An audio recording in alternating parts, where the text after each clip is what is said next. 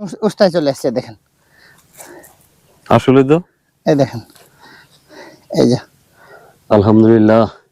এই বালুতেও ভাই সম্ভব, মানুষ যে বালু দেখে ভয় করতেছে, বালু তো সম্ভব, কিন্তু আমার এই যে একটা এতটুকুন গাছেরও যে বয়স, সেই গাছেরও একই বয়স, কিন্তু পানির অভাবে আমি ভাই পারে উঠলাম না।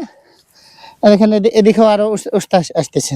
দর্শক সকলকে শুভেচ্ছা জানাচ্ছি ফলের চর জাজিরা শরীরপুর থেকে। জামাল ভাই, হ্যাঁ ভাই, কি বীজ ফেলছেন এখানে? ভাই এগুলা হলো বিভিন্ন জাতের বীজ আছে। এই যে আমার হাতে যে দেখেন, এটা হলো চায়না, আর হলো বীজ অনলাইনে অর্ডার দিয়েছিলাম, যে ওই যে এটা হলো ওরা বলে ব্যাম্বু বাঁশ। হ্যাঁ, তো ওটার বীজ অর্ডার দিয়েছিলাম, তো বীজটা নিয়ে এসে কোকোপিটে ইয়ে করছি। যদি ধরেন এটা যদি জ্বালাইতে পারি, যদি হয়, তাহলে আমাদের ধরেন ওই মাছা দিতে তো অনেক, তো ধরেন জাংলা দিতে তো অনেক বাঁশ লাগে, তাহলে ক্রয়টা লাগলো না, তাহলে দেখা গেলো যে উৎপাদন খরচটা কমলো যদি নিজেদের যদি বাঁশ থাকে। আচ্ছা, তো এই বাঁশগুলো কি চায়নার? হ্যাঁ, চায়নার। তো বীজ আনছেন অনলাইনে ঢাকা থেকে? হ্যাঁ। এখন এটা রোপণ করছিলেন কবে এখানে? এটা আপনার হলো 2 দিন চলতেছে। তাহলে বলছে কতদিন পরে বের হবে এটা? এটা বলেছে যে 1 সপ্তাহের মধ্যে এটা মুখ ফাটে বাড়াবে। আচ্ছা, তাহলে তো সময় হয় নাই। না, সময় হয়নি। আর এগুলো কি কোকোপিট? হ্যাঁ, এটা কোকোপিট। আচ্ছা, তো আপনারা জানেন যে আসলে আমি 2-3 মাস ধরে কোকোপিট নিয়ে গবেষণা করছি। হ্যাঁ, এটা আমি তো জানি। এখন আমি শিখছি যে ভাইয়ের কাছে। তো ভাই তো দেশের বাইরে থাকেন, তো আসলে উন্নত বিশ্বে যেভাবে কোকোপিট তৈরি হয়, আমাদের দেশে ঠিক তার উল্টোটা হয়। তো এখন ওদের কোকোপিট হচ্ছে বাদামি। আচ্ছা, তো আমি যতটুকু করতে পারছি, তো মেশিন এই সপ্তাহে পেয়ে যাব। তো মেশিনটা হয়ে গেলে এরপর হয়তো আমরা সামনের সপ্তাহ থেকে উৎপাদনে যেতে পারবো। মানে আজ থেকে আলহামদুলিল্লাহ 10-15 দিনের ভিতরে আমি উৎপাদনে যেতে পারবো, বুঝছেন? কিন্তু ওদের কাছে যেটা শিখছি সেই হিসাবে এটা কোকোপিট এরকম না। সেটা হচ্ছে আমি তো কোকোপিট বলে কিনে আনছি ভাই। না, এটা কোকোপিট আমাদের জন্য ঠিক আছে। ওদের কোকোপিট যদি বাদামি কালার হয়, আমাদেরটা হয় কালো। আচ্ছা, দেখছেন তো কালো।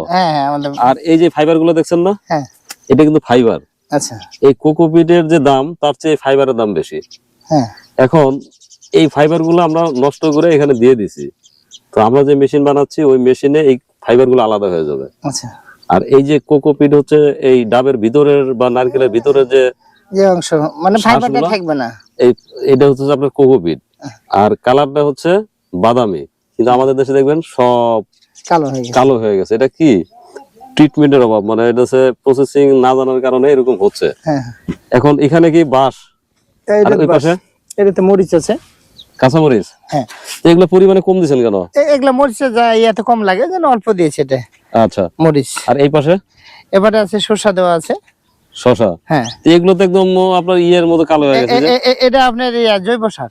ও, জৈব সার দিয়ে দিয়েছেন? এটা জৈব সার দিয়েছি, ওটাতে কোকোপিট দিয়েছি।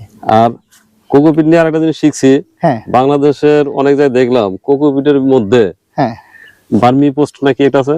হ্যাঁ, ভার্মি কম্পোস্ট তা বলে। আচ্ছা, সেগুলো দেয়। হ্যাঁ, আরো কি কি দিয়ে জানে ওটাকে একটা হজ বড়লা বানায় ফেলে। বলে যে আমরা এটা খুব টেস্ট করে দেখছি, খুব ভালো হয়। কিন্তু আসলে কোকোপিটের অরিজিনাল যে কোকোপিট, ওটা করতে পারলে কোনো কিছু দরকার নাই। কোকোপিটে শুধু পানি আর একটা ভিটামিন আছে গাছের জন্য, ওটা দিলেই মনে করেন যে ভালো হয়। এখন এই কোকোপিট কত করে কিনছিলেন ভাই? এটা কিনছিলাম হলো আপনার ওই 1500 টাকা বস্তা। এক বস্তা কতটুকু থাকে? 50 কেজি মতন। 50 কেজি। এখানে পার্থক্য, আমরা যে এটা উৎপাদন করবো, বুঝছেন, সেটা এক বস্তা আপনার সর্বোচ্চ 10-12 কেজি 10 কেজি ধরবে। কিন্তু এরা 50 কেজি ধরাতে পারছে কেন? কারণ এই যে ফাইবারটা দিয়ে দিচ্ছে। কিন্তু কোকোপিটের তুলনায় ফাইবারের দাম প্রায় দ্বিগুণ। এখন সেটা দিয়ে দিচ্ছে, ওজনে ভারী হচ্ছে, জিনিস কালো হচ্ছে, বস্তা ভরে যাচ্ছে। 50 কেজিতে এক বস্তা, আর আমাদের হবে 10-12 কেজি।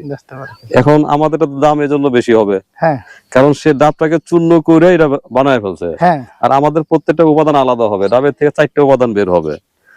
তো দোয়া করেন। হ্যাঁ ভাই, অবশ্যই। এই সপ্তাহে যে মেশিন পেয়ে যায়, সামনের সপ্তাহে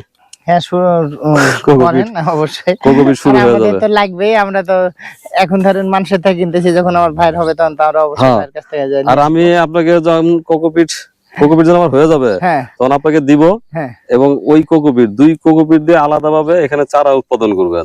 তারপর ওইটা দিয়ে দেখাবো যে আসলে কোনটায় বেটার। যদি আমারটা বেটার হয়, তাহলে আমাকে দাম বেশি দিবে। হ্যাঁ, তো অবশ্যই। না, মানুষ দাম বেশি দিবে। আর যদি মনে হয় যে না, বাংলাদেশে যেটা হচ্ছে এটাই বেটার, তাহলে ওইটাই বেটার। ওইটাই তাহলে আমারটা দাম আরো কমায় দিব, সমস্যা নাই। সেটা হোক, আল্লাহ করাক, আপনিও করেন। ভাই হ্যাঁ ভাই। ডিপ বসাইছেন কবে? ভাই ডিপ বসাইছি কয়েকদিন হলো ভাই। পানি উঠাইছেন? হ্যাঁ না, পানি ভাই তেলের সমস্যার কারণে চালু করতে পারিনি আর। মানে তেলের সমস্যা শুরু হয়েছে আর আপনার ডিপ? হ্যাঁ ডিপ গাড়ছি, তেলের সমস্যা, তারপরে তেলও আর কিনতে পারিনি। আর ধরেন ওই প্রজেক্টটাই ধরেন আমার অবস্থা খারাপ। এখন তাহলে যুদ্ধের প্রভাব আপনার প্রজেক্টে পড়ছে? এখন তেল না পাওয়ার কারণে প্রজেক্টে এই কল একসাথে, মানে এমনি পানি আনতে পারিনি। আগে এটা গাড়ছে, তারপরে এখানকার পানি দিয়ে এটা ইয়ে করছে।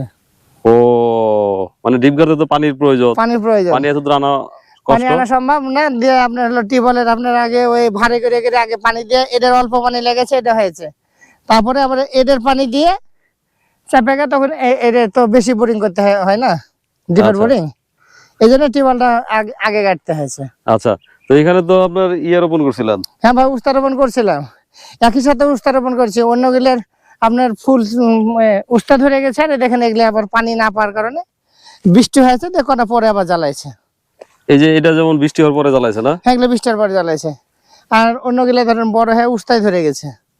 এই ক্ষেত্রে আছে এরকম গাছ? হ্যাঁ উস্তা আছে, উস্তা ধরাও আছে। উস্তা বলেন কি? একই সাথে লাগাইছি, কিন্তু রোপণটা একই দিনেই। কিন্তু এগুলা ধরেন ওই এখন কপাল খারাপ না, দেশে যুদ্ধ লেগে গেছে, আমরা ওই তেল না কিনতে পারার কারণে। আচ্ছা, ওই যে দূরে ওদিকে দেখা যাচ্ছে, হ্যাঁ ওগুলা ইয়া গাছ, উস্তা গাছ আর কি। গাছ কতগুলো লাগাইছিলেন? গাছ ছিল 5000। 5000? হ্যাঁ। কয় বিঘার মধ্যে? এই আপনার ধরেন এটা টোটাল 15 বিঘার মতন। 5000 এর মধ্যে কতগুলো পাইছেন এখন? এখনই তো এই বড় গাছ প্রায় ধরেন এই 40-50টা নতুন করে জ্বালাইতেছে।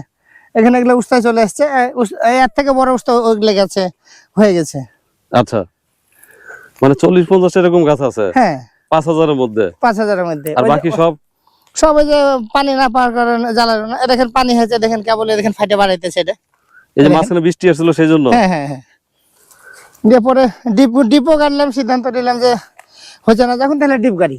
আচ্ছা, একটু এদিকটা দেখাবেন। এই যে এই গাছটা, এটা তো মনে হয় এখন রোদ্রে মনে হয় হ্যাঁ কুকড়ে আসতেছে। কুকড়ায় যেতেছে পানি না পাওয়ার কারণে। এই যে ফুল টুল সব চলে আসছে, প্রত্যেকটা গিরাতে গিরাতে ধরেন আপনার উস্তা চলে আসছে, কিন্তু পানি নাই।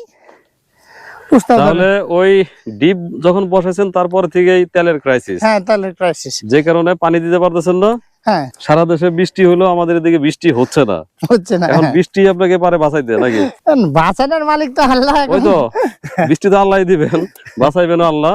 তাহলে এই যে এগুলোতে বীজ আছে? হ্যাঁ প্রত্যেকটাতে বীজ তো আছে ভাই, কিন্তু গাছ বের হয় নাই। না